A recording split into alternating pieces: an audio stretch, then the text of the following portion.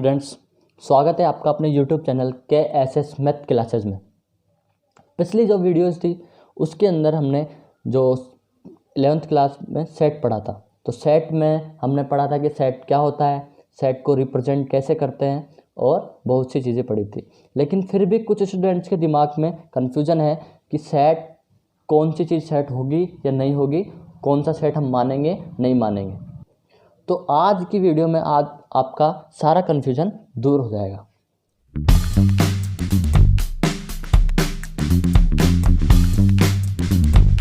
तो देखिए, एक एग्जांपल से मैं आप लोगों को समझाता हूँ, सारा कन्फ्यूजन आपका क्लियर हो जाएगा।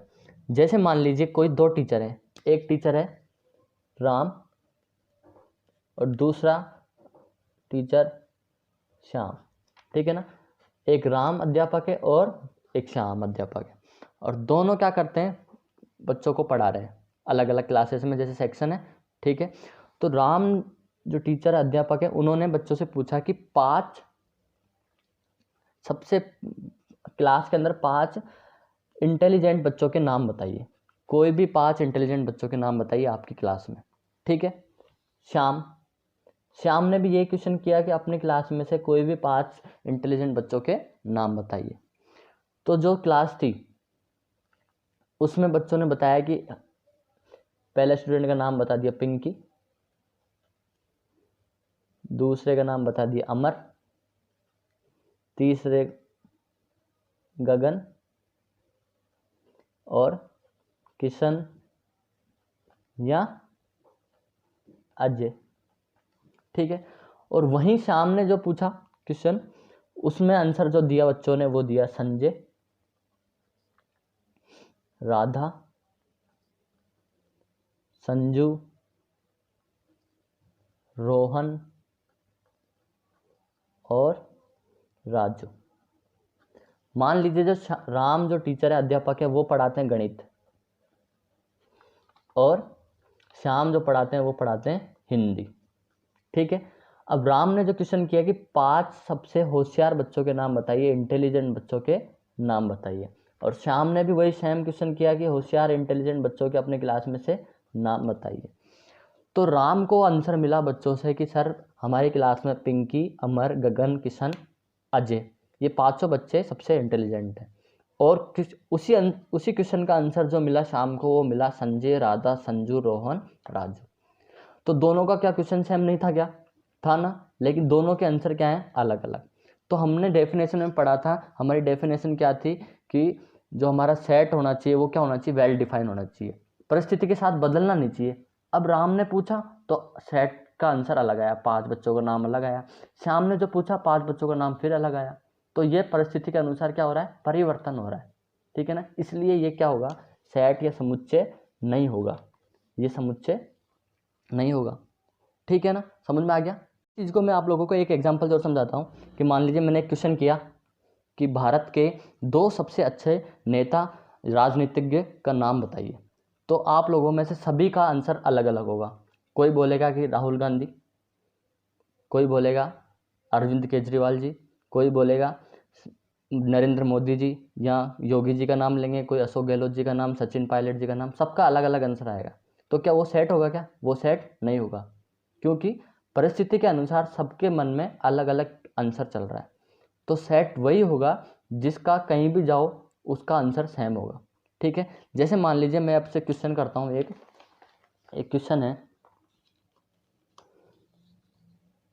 क्वेश्चन है कि विषम प्राकृत संख्या के 10 से छोटी संख्या की समुच्चय बताओ। मतलब विषम प्राकृत संख्याओं का 10 से छोटी संख्या का समुच्चय या सेट क्या होगा। क्वेश्चन है विषम प्राकृत संख्याओं का 10 से छोटी संख्याओं का समुच्चय क्या होगा। अब जैसे वही सिचुएशन है सेम, राम और श्याम, ठीक है। अब 2 अध्यापक हैं, जैसे मान लीजिए राम और दूसरा श्याम। अब सब्जेक्ट से कोई मतलब नहीं, हमने क्वेश्चन हिंदी का कर लिया, वो सॉरी गणित का कर लिया, तो कोई भी क्वेश्चन पूछ सकता है, ठीक है। तो आप लोगों को पता है कि प्राकृत संख्या कौन सी होती है? प्राकृत संख्या 1 2 3 4 5 6 7 8 9 और 10, 10 प्राकृत संख्या ये रही। विषम प्राकृत संख्या होगा 10 से छोटी संख्या का समुच्चय क्या होगा ये बताना है। तो राम ने जो पूछा उसका आंसर क्या? अध्यापक राम ने जो पूछा उसका आंसर बच्चे देंगे कि 1 3 5 7 9, यही आंसर होगा। 1 3 5 7 9, ठीक है, क्योंकि विषम प्राकृत संख्या, विषम संख्या है, प्राकृत संख्या है, 10 से छोटी है, ठीक है। श्याम से पूछा, श्याम ने जो पूछा क्वेश्चन उसका आंसर भी क्या होगा? 1 3 5 7 9। अब ये बताइए आप, परिस्थिति के अनुसार क्वेश्चन का आंसर चेंज हो रहा है क्या? नहीं हो रहा। राम ने पूछा तो भी आंसर यही, श्याम ने पूछा तो भी आंसर यही, तो ये क्या होगा? एक समुच्चय हो जाएगा, सेट होगा। अब मेरे हिसाब से आप लोगों को क्लियर हो गया होगा कि समुच्चय क्या होता है और कौन से समुच्चय होंगे, कौन से नहीं होंगे, ठीक है। नेक्स्ट पढ़ते हैं कुछ महत्वपूर्ण गणितीय समुच्चय, मैथमेटिकली सेट जो होंगे वो पढ़ेंगे। तो इसका जानना आप लोगों के लिए बहुत जरिए बात आगे काम आएगा। तो सबसे पहला जो सेट आता है वो आता है वास्तविक संख्याओं का समुच्चय। वास्तविक संख्याओं का समुच्चय। तो सबसे पहले वास्तविक संख्याओं का जो समुच्चय आएगा उसको सबसे पहले रिप्रेजेंट किससे करते हैं? उसको रिप्रेजेंट हम करेंगे आर से। वास्तविक संख्या मतलब real number, set of real number, उसको रिप्रेजेंट किससे करेंगे? आर से। अब वास्तविक संख्याएं होती क्या है? वास्तविक संख्याओं का मतलब होता है कि आपके माइंड में इस तरह की संख्या के अलावा, ये जो नंबर दिख रहा है अंडर रूट में -1, अंडर रूट में -2, मतलब अंडर रूट में कोई भी नंबर, एनी नंबर, ठीक है ना, अंडर रूट में कोई भी नंबर, इस तरह की संख्या के अलावा जो भी नंबर आपके माइंड में आ रहा है वो सारी की सारी कौन सी संख्याएं होंगी? वास्तविक संख्याएं होंगी। इनको छोड़कर, इस तरह की संख्याओं को छोड़कर आपके माइंड जो भी नंबर आ रहा है उसे क्या बोलेंगे? वास्तविक संख्या। दूसरी तरीके से हम ये से देख सकते हैं कि वास्तविक संख्या जो होती है उसको हम एक नंबर लाइन पर रिप्रेजेंट कर सकते हैं। मतलब जो भी इस नंबर लाइन पर रिप्रेजेंट होगा वो सारी की सारी संख्याएं क्या कहलाएगी? वास्तविक संख्याएं। 0 1 2 3 4 5 अप टू इन्फिनिटी, ठीक है, -1 -2 -3 -4 अप टू इन्फिनिटी, और ये प्लस इन्फिनिटी। अब आप लोग सोचेंगे कि सर क्या ये जो आपने लिख दी वही संख्या वास्तविक संख्या होगी? नहीं। इसके अलावा जैसे अभी मैं आप लोगों को समझाता हूँ। जैसे वास्तविक संख्या का समुच्चय ये हो गया। अब वास्तविक संख्या को हम ज़्यादातर 2 पार्ट्स में डिवाइड करते हैं। वास्तविक संख्या को कितने पार्ट्स में डिवाइड करते हैं? 2। एक तो होता है दशमलव वाली संख्या। वास्तविक संख्या को हमने कितने पार्ट्स में डिवाइड कर दिया? 2 पार्ट्स में, दशमलव डेसिमल, और दूसरी है दशमलव रहित, ठीक है। अब दशमलव किस प्रकार से, डेसिमल किस प्रकार से लगते हैं? तो डेसिमल जो लगते हैं वो इस तरह से लगते हैं। कभी जो डेसिमल लग जाएगा वो 1.20 या 1.35 इस तरह से लग जाएगा। कभी कभी आप लोगों को जो डेसिमल या पॉइंट्स जो लगते हैं वो इस टाइप में दिखता है, 1.12 12 12 12 इस तरह से रिपीटेशन होता है। और कई बार जो दशमलव दिखता है वो इस तरह से दिखता है, 1.235469, मतलब कि रिपीटेशन नहीं हो रहा। तो ये क्या है? ये क्या है? शांत दशमलव संख्या है, 1.20।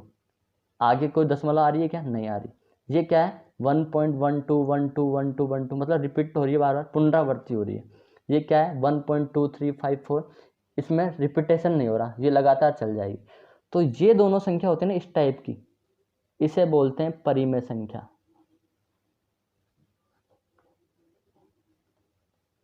या फिर इसमें एक पार्ट और आता है जिसे अब हम लिख सकते हैं, जैसे 2/5 हो गया, इसको भी परिमेय संख्या बोलेंगे। तो ये तीनों जो टाइप हो गई, इनको मिला के जो संख्या बनती है वो परिमेय संख्या होगी। मतलब 2/5 भी परिमेय संख्या होगी, 1.20 1.35 ये भी परिमेय संख्या होगी। जो रिपीटेशन हो रहा है वो भी परिमेय संख्या होगी। लेकिन ये जिसका रिपीटेशन नहीं हो रहा, पुनरावृत्ति नहीं हो रही, वो कहलाएगी अपरिमेय संख्या। अपरिमेय संख्या। ये हो गया रेशनल नंबर, ये हो गया इर्रेशनल नंबर। ठीक है, अब बात करते हैं दशमलव रहित।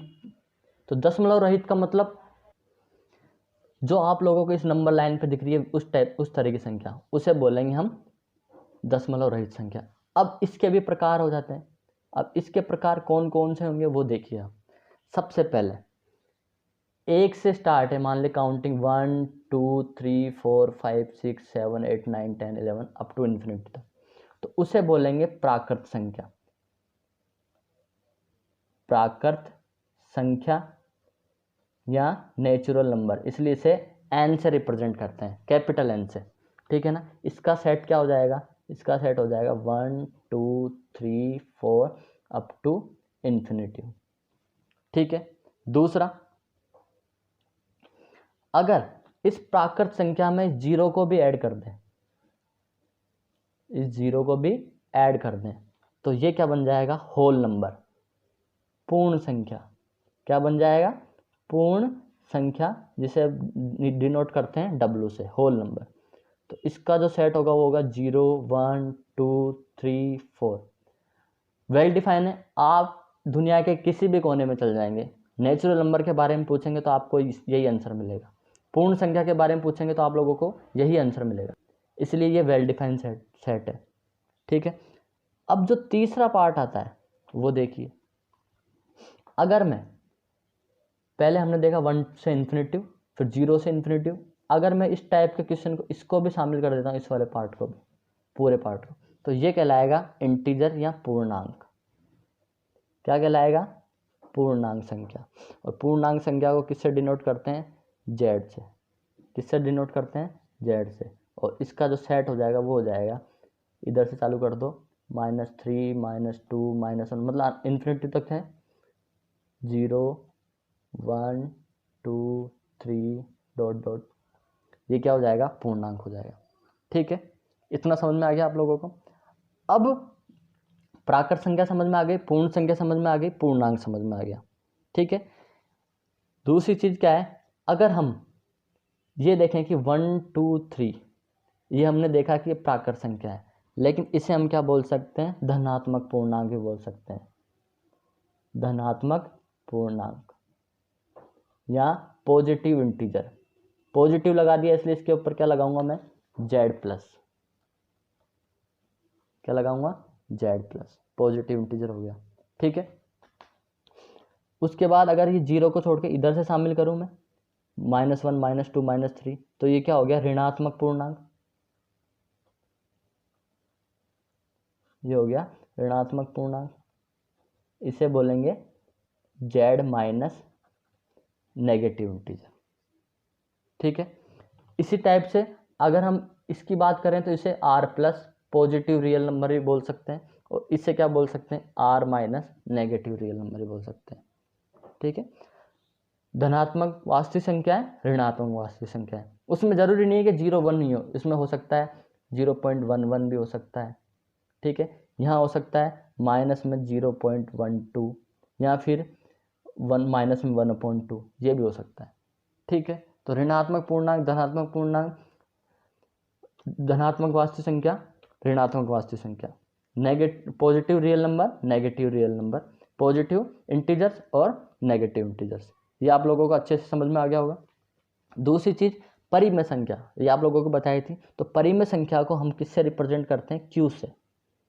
किससे रिप्रेजेंट करते हैं, Q से रिप्रेजेंट करते हैं। और अपरिमेय संख्या को हम रिप्रेजेंट करेंगे T से।